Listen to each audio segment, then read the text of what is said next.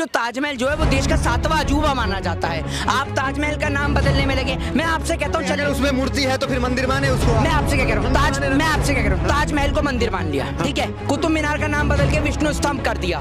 देश का रुपया कैसे मजबूत होगा ये बता दीजिए। देश के नौजवानों को रोजगार कैसे मिलेगा ये बता दीजिए।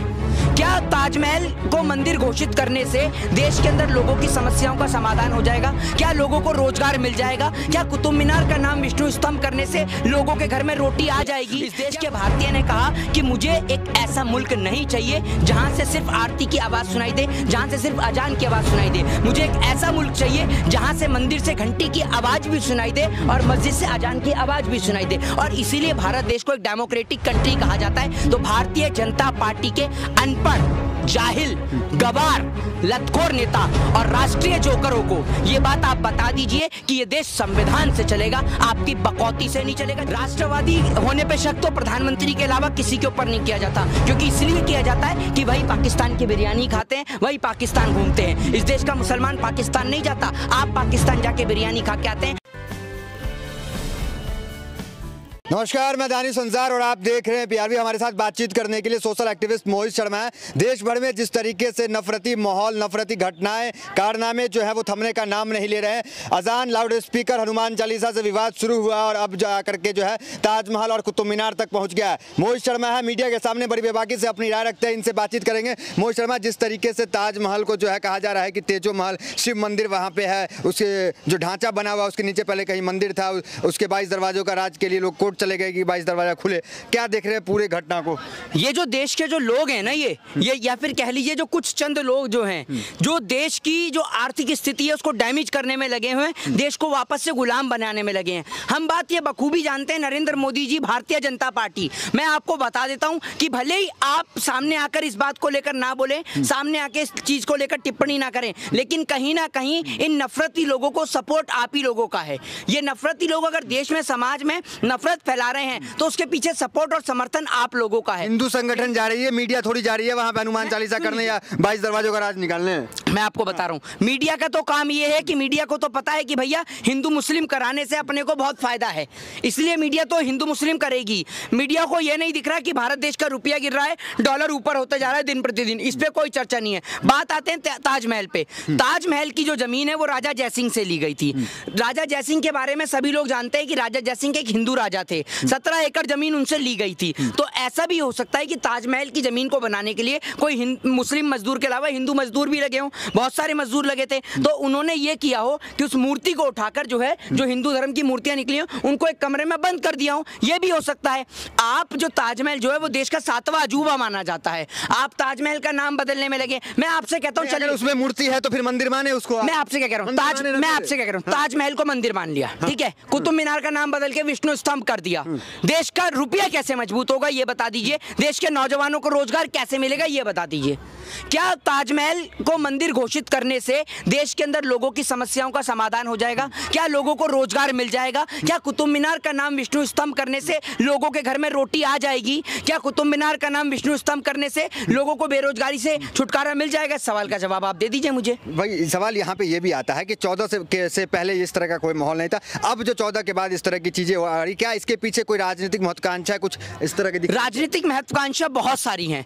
असल में इस देश के अंदर चुनाव पहले था, आपने देखा होगा कि पहले जो चुनाव था वो यूपी का चुनाव था, तो यूपी के चुनाव को लेकर और तमाम चुनावों को लेकर राम का एजेंडा हुआ करता था। अब राम मंदिर का एजेंडा खत्म हो चुका है, राम मंदिर का जो मुद्दा था वो समाप्त हो चुका है। राम मंदिर के मुद्दे को भारतीय जनता पार्टी ने खूब बनाया और उसके नाम पे खूब वोट मांगा, लेकिन अब राम मंदिर का मुद्दा समाप्त हो गया है। तो सरकार सोच रही है कि अब नया मुद्दा क्या उत्पन्न करें, तो सरकार ने बहुत सारे ट्रेंडिंग वाले मुद्दे ट्रेंड कर दिए हैं, जैसे ताजमहल, वो हो गया यूपी के लिए, दिल्ली के लिए हो गया कुतुब मीनार, ठीक है ना, क्योंकि दिल्ली का एमसीडी इलेक्शन डिले कराने का कारण ही यही है कि सरकार को हार का डर है और सरकार जीत तभी सकती है जब हिंदू वर्सेस मुस्लिम होगा। आप क्या कहना चाह रहे हैं? कहीं ना कहीं जो सरकार है वो एक नया प्रयोग करने की कोशिश कर रही है, नया प्रयोग कर रही है। राम मंदिर की जगह और बाबरी मस्जिद की जगह जिस तरीके से राम मंदिर को लाया गया, ठीक उसी तरीके से ताजमहल की जगह पर अब ये लोग मंदिर दिखाएंगे और कई सालों तक ताजमहल के मुद्दे को बड़ी तेजी से उठाएंगे। कई संगठन ताजमहल के बाहर जाकर पूजा पाठ भी करेंगे, अब देखते रहिएगा आप,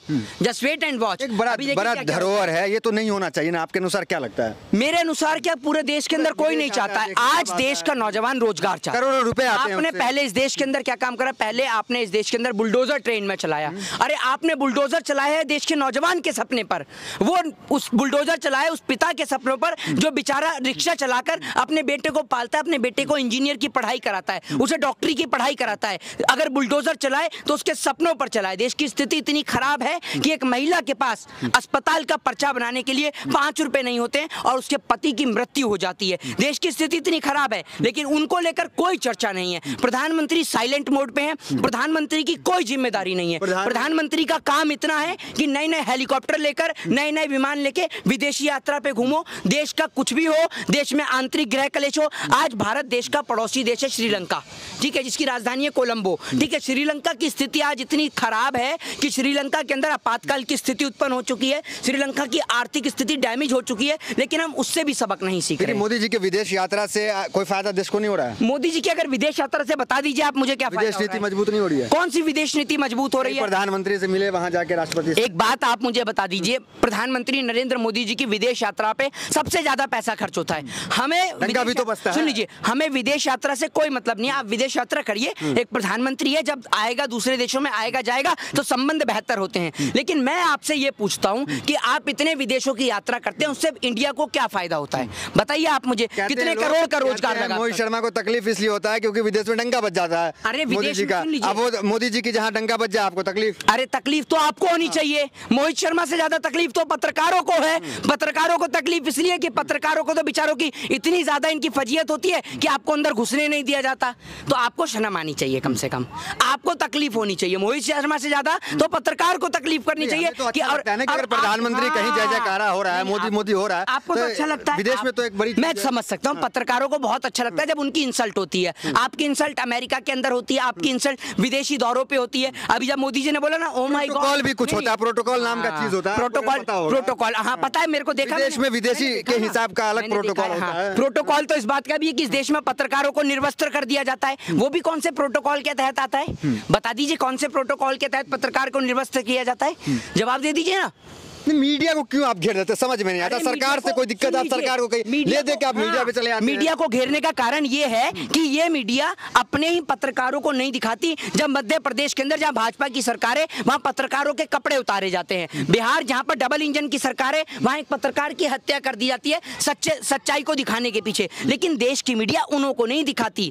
तो मैं आपसे ही कहता हूं कि जब मीडिया की फजीयत वहां अमेरिका से लेकर और विश्व में होती है और विदेशी जगहों पर होती है, तब मीडिया क्यों नहीं दिखाती जब उनकी फजीयत होती है? इसके पीछे का सबसे बड़ा कारण यह है कि पहले लोग पत्रकार का सम्मान करते थे, लोग कहते थे देश का चौथा स्तंभ है, लेकिन आज आपके लोग सम्मान नहीं करते हैं। लोग चौथे स्तंभ का कोई सम्मान नहीं करते क्योंकि आपने अपनी पत्रकारिता को चंद पैसों के खातिर नीलाम ठीक है, जनता तय करेगी कौन मीडिया किस तरह का है और किसका सम्मान होना चाहिए और किसका अपमान होना चाहिए, आप तय नहीं करें। मोहित शर्मा, आप एक, चलिए ठीक है, एक्टिविस्ट हैं, आप हमें ये बताइए कि जिस तरीके से देश में अभी हालत चल रहे हैं, क्या कुछ सुधरने की गुंजाइश कहीं कुछ नजर आ रही है? देखिए, जब जब इस देश के अंदर नरेंद्र मोदी, योगी आदित्यनाथ जैसे नेता उत्पन्न होंगे, जब जब ऐसे ऐसे लोग जो आप कह लीजिए अनएजुकेट लोग, जो एजुकेशन के ऊपर बात नहीं करेंगे। भारतीय जनता पार्टी का एजेंडा दूसरा है। भारतीय जनता पार्टी की सोच कुछ इस प्रकार है कि अगर आप भारतीय जनता पार्टी से कहेंगे कि हमें यहाँ स्कूल बनाना है, तो वो स्कूल के लिए इन्वेस्टमेंट नहीं करेगी क्योंकि उसको पता है स्कूल से पैसा नहीं आएगा। वो स्कूल वाली जमीन पे मॉल बना देगी जिससे मॉल से पैसा आए और इनके बिजनेसमैन को कमाई हो। ये भारतीय जनता पार्टी के नेताओं की सोच है।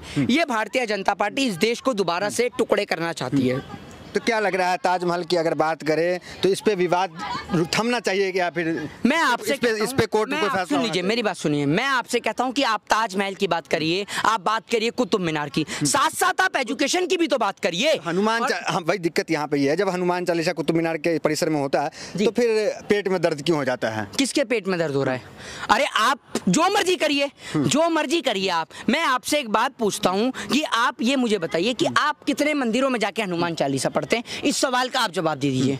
अगर सारे मंदिर फुल हो, आपको बैठने की जगह ना हो, तो आप कुतुब मीनार पे भी पढ़िए और ताजमहल पे भी पढ़िए, मंदिर में भी तो बैठ के पढ़िए। आप अपने तो मंदिर में तो हो ही रहा है, लाउड स्पीकर से हो रहा है। मैं भी हिंदू, राज ठाकरे के ऐलान नहीं अरे सुना सुन आपने? लीजिए, मैं भी हिंदू हूँ। आप नहीं बताएंगे कि हम हिंदू कहाँ बैठ के हनुमान चालीसा पढ़ेंगे और कहाँ बैठ के रामायण पढ़ेंगे, ठीक है ना? तो आप हमें मत सिखाइए। और बात रही हिंदू मुस्लिम से, पहले इस देश का हिंदुस्तानी, इस देश का भारतीय रोजगार मांगता है, रोजगार के लिए क्या पॉलिसी है ये बताइए, एजुकेशन के लिए क्या पॉलिसी है? हनुमान चालीसा की बात कर दी, अजान की बात की। बिहार की बात करें तो बीजेपी के गठबंधन में जेडीयू के एक मंत्री है, उनका बयान है कि ये जो है यहाँ क्या कहते हैं कि पाकिस्तान में जो अल्लाह अकबर होगा, अजान होगा, यहाँ जो है हनुमान चालीसा ही होगा, ये हिंदुस्तान है, पाकिस्तान नहीं है। अरे तो भैया पाकिस्तान में अल्लाह अकबर होगा तो मैं आपको बता दूं कि जब इस देश का सुन लीजिए, जब इस देश के टुकड़े हो रहे थे तब इस देश के एक मुसलमान से एक सवाल किया गया कि जब इस देश के टुकड़े हो रहे थे तब आप पाकिस्तान क्यों नहीं चले गए? क्योंकि पाकिस्तान में तो सारे मुसलमान रहते हैं, वहां से आपको अजान भी सुनाई देती है, तो आप पाकिस्तान क्यों नहीं चले गए? तो इस देश के भारतीय ने जानते हैं क्या जवाब दिया? इस देश के भारतीय ने कहा कि मुझे एक ऐसा मुल्क नहीं चाहिए जहां से सिर्फ आरती की आवाज सुनाई दे, जहां से सिर्फ अजान की आवाज सुनाई दे। मुझे एक ऐसा मुल्क चाहिए जहां से मंदिर से घंटी की आवाज भी सुनाई दे और मस्जिद से अजान की आवाज भी सुनाई दे। और इसीलिए भारत देश को एक डेमोक्रेटिक कंट्री कहा जाता है। तो भारतीय जनता पार्टी के अनपढ़, जाहिल, गवार, लतखोर नेता और राष्ट्रीय जोकरों को ये बात आप बता दीजिए कि ये देश संविधान से चलेगा, आपकी बकौती से नहीं चलेगा। जो आपके मुंह में आएगा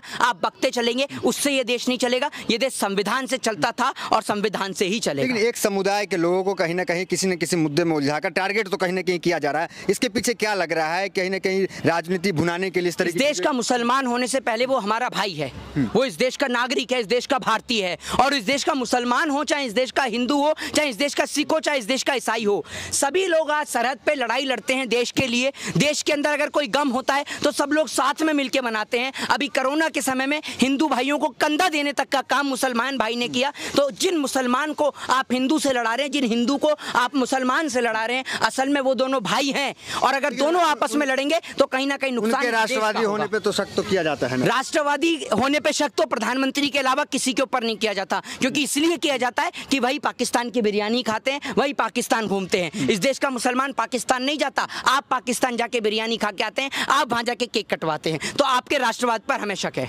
ठीक है, ये मोहित शर्मा थे जो कि बड़ी बेबाकी से हमारे तमाम सवालों का जवाब दे रहे थे। तो फिलहाल वीडियो मित्र मिलते अगली वीडियोज़ में बने रहिए हमारे साथ। बहुत बहुत धन्यवाद।